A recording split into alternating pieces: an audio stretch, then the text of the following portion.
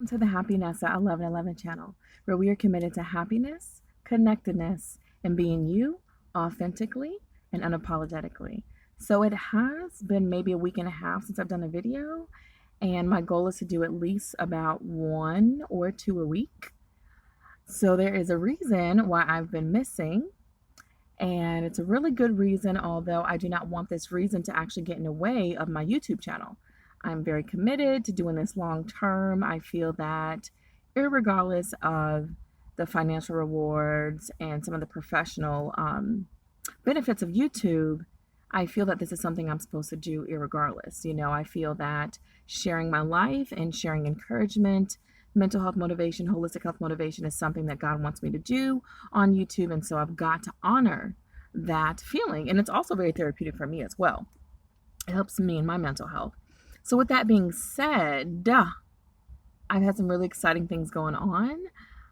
To make a long story short, I'm going back to school. And for those of you who are not aware, I love school. I'm a nerd and I've done a lot of school already. So I got my bachelor's degree from NC State University and I studied psychology.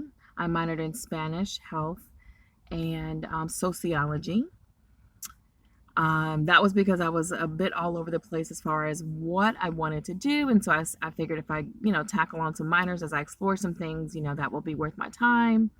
And I went on to get an accelerated master's in management, which is basically like an MBA degree, but it's not all of the curriculum. So there's like a percentage. I don't know if it's like a 60% or 70% of the MBA curriculum that students will do in an accelerated master's in management program. These are like very popular programs in the last, I'd say, maybe 5 or so years.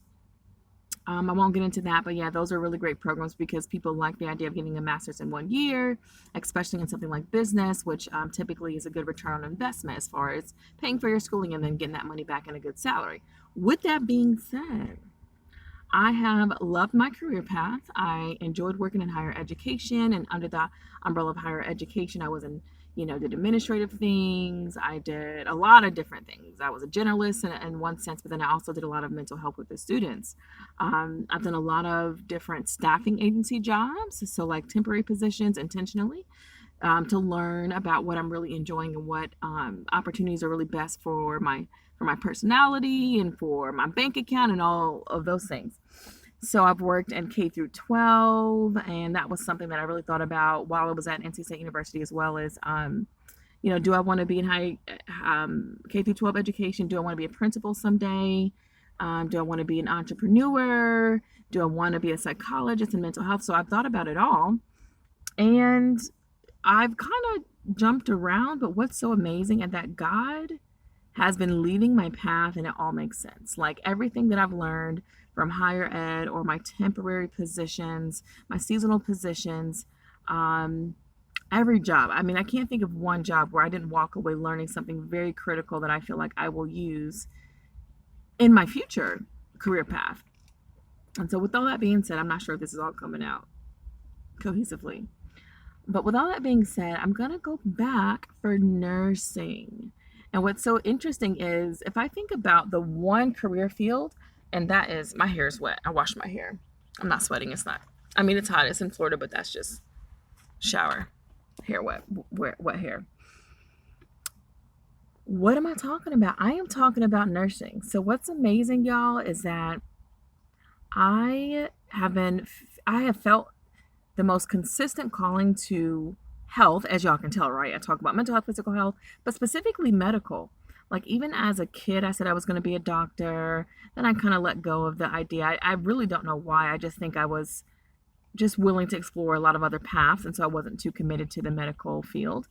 And then when I got in college, and even before then, one of the things that's happened to me that happens to a lot of people is you have other people and their opinions of you can kind of cloud your path, right? So people often known that school comes really easy to me. So I've always been the type, I've been able to ace anything, even hard courses. So with that being said, a lot of people who see that, whether it's friends, family, or professors, will tell you, go get your PhD. Like, you're so smart. Everybody doesn't have that intellectual power. Go ahead and take advantage and go get your PhD or go be a doctor. And so every time I thought about being in the medical field, I thought about being a doctor.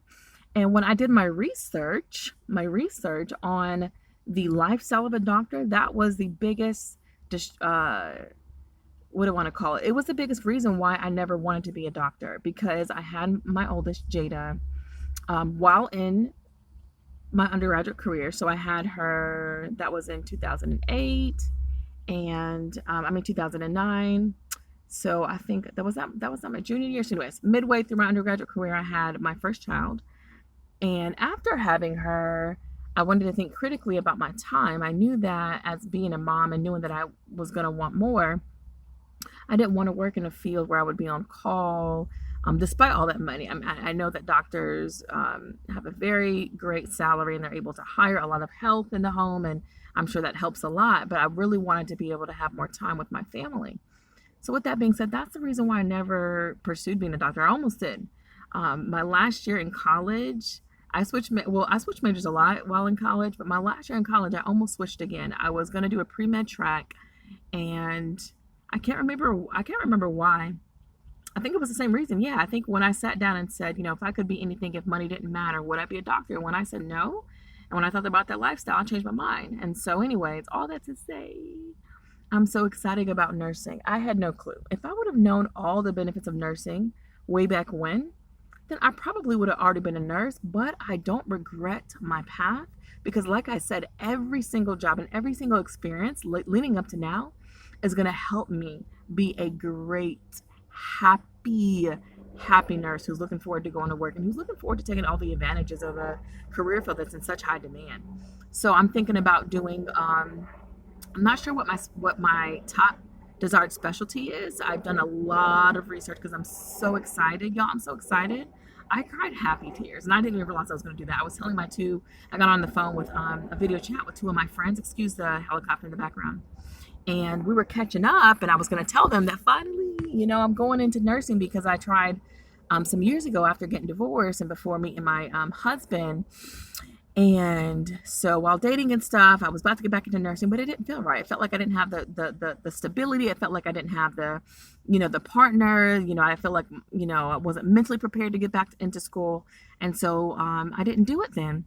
So fast forward to now, I'm telling my friends, like, I'm finally getting back. I'm finally going to do nursing. And I just start to cry, happy tears. After I said, I'm so happy. I said, I'm so happy. And then out of nowhere, I'm just like crying, for like a few minutes, because this is like, it just makes so much sense. Like, life has not been perfect. There's been a lot of challenges on my career path, a ton. And what's interesting is I knew that the challenges on my career path are the reason why I'm always going to make sure I'm laying a foundation for working for myself. And I never knew that nurses can be entrepreneurs. I didn't know that nurse entrepreneurship is a thing. And even beyond the nurse entrepreneurship, again, the demand. Nurses being in such high demand means there is so much respect for the field. There's so much great pay for the field. There's a lot of flexibility. There's a lot of, legal support for like when they work overtime, how much they're getting paid. And even if you're working a night shift versus if you're working a 12-hour shift in certain states, you get paid extra after 8 hours.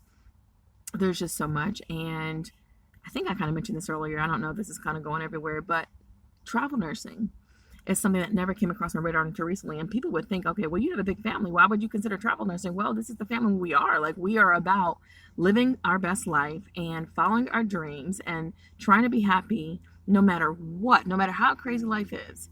We're pursuing happiness, and we're not making excuses about why we can't live the life that we want. Yeah, we have a big family, and so traditionally speaking and logically speaking, the mind would say, well, travel nursing wouldn't be for you. Like, that's not good for the family. You need to stay in one place and, all this. But you know what? That's not the case. I won't go into details, but it's really easy to create the life you want when you're open-minded and when you allow life to just lead you, really. You know, some of us are so type A, and we're so planned with everything, and that can be a beautiful thing, but that also can get in the way if you're not opening up to life leading you. Okay, life intuition. I talk about intuition and psychic abilities. Life is always speaking to you. It's trying to get you to take the path of least resistance. So with that being said, I am here at, well, you can't really see probably anything. You just can see these cars, but I'm here at Lake Sumter State College. I am pretty sure that's where I will be getting my RN degree at. I was very close to doing LPN because despite all of the stuff that people say about LPNs, what people don't realize, and what I specifically mean, all of the challenging things people say about why would you want to be an LPN, why not just do your RN? Well, if you do the math, a 1-year degree as a licensed practitioner nurse is a great return on investment. So if you do look up the information online, if any of you are interested, going to school for 1 year, which I mean, it's 1 year that's intense. You know, nursing school, of course, on any levels is really intense. But a 1-year degree and the salary and the stability, and you can even travel nurse as an LPN. That's another thing that people don't realize. You can do travel nursing as a CNA and as an LPN. Look it up. You can find it on credible websites, not just on people on YouTube who are just wanting to get clicks or whatever. You can go online and find credible websites, and you can also find recruitment agencies who are saying, yes, we are hiring CNAs, we are hiring LPNs. So that's another thing. So I think that is a good return on investment. So I almost thought, well, it's just 1 year. I've got a big family. I'm not in a rush. Let me go ahead and get my 1-year degree, be an LPN. And then if I ever want to go back to get my RN, then, you know, I'll do that. And so it's very close today, which is, what is today? June 7th. Uh-oh. Okay, I gotta cut off my camera. It's telling me I have low storage. So I'm gonna go ahead and say bye. I was gonna do my LPN, I was gonna take my TEAS test, but now I'm here at Lake Sumter. I'm gonna talk to them about RN stuff. I should be able to start very soon. This is Happy Nessa telling you to be you, be happy, live your best life. Know that there's always a way to follow your heart's desires. And even if you don't know how it's all gonna work out, just take one step in the next direction and you will get there. And use your intuition